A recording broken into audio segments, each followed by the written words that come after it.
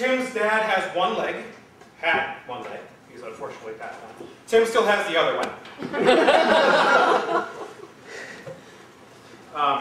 Tim's mom, he always liked her much more than I did. Tim's mom was a practicing Christian Scientist, and she worked as a nurse. I still can't wrap my mind around that.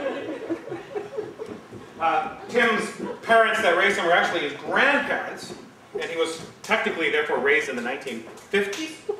50s? Because originally he was born to two people whose name I don't even remember at the moment, and he was called Brett. Brett. And then he got raised by his parents, who are actually his biological grandparents, and they said, your name is Tim. And I guess that's what stuck.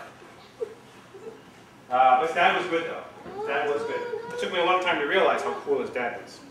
Because I was so focused on how much I didn't like his mom, I missed how cool his dad was. His dad was one of the coolest guys I ever met and didn't realize until it was too late, I'm sad to say. But his dad was a great guy. What's the pictures of in the back there? Mom and Pop are the separate ones. Oh, so that is yours? My grandparents were passed. Oh, I didn't know that. They didn't look like her.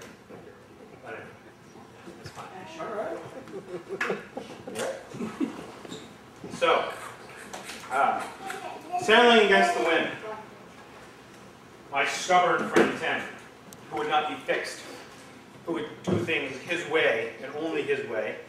He demanded that he be accepted on his own terms, just, unequivocally. You were going to like Tim for Tim, and that was just the only way about it. And no matter how much I tried, I couldn't change him.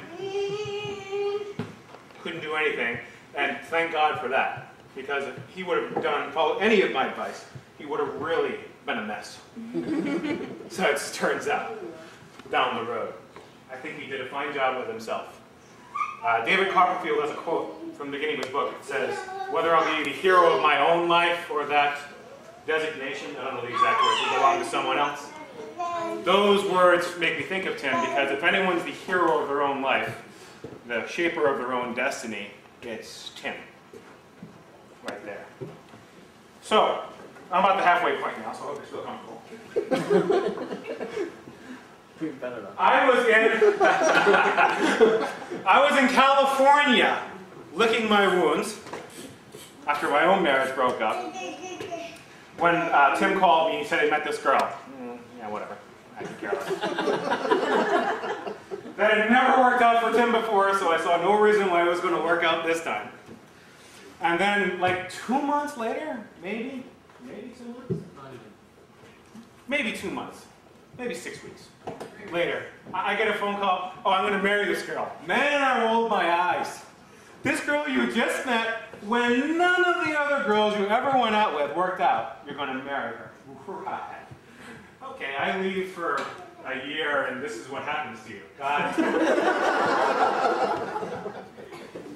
And I was really sour on the whole wedding topic at this time, the whole marriage topic. I had really bad taste in my mouth. But anyway, I have to bring things down. So I eventually come back to this area because things in California really didn't work out, and that's an entire other speech. Not tonight, I hope. No. And I wanted, being petty and shallow, I guess, I didn't expect this to work out. Even though he said he was going to get married, and he said he was in love, I didn't buy it. I didn't buy it for a second. Because I had nothing to do with it. And everything good that ever happened to Tim had something to do with me. So, but I meet Angela when, I come back. Tim brings Angela around, and I didn't want to like her. I didn't want to think that this actually could happen to Tim. He was on top of my list of the guys who were never going to get married. Going to die a bachelor. No doubt going to die a bachelor. I'm sorry, Henry, I know you thought you were first. Now you're first. But I had to like Angela because she was cool. She liked many of the things that I liked. She could hold a decent conversation. She had a vocabulary. I presume she can spell.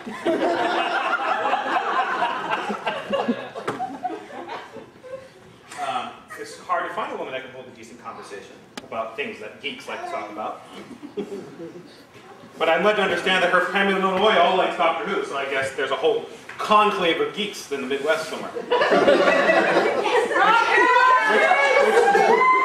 Which is very good to hear because I thought they were all red states. So.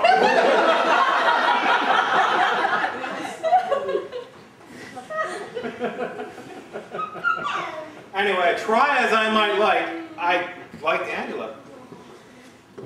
So I guess I had to tell Tim, like, yeah, she'll do.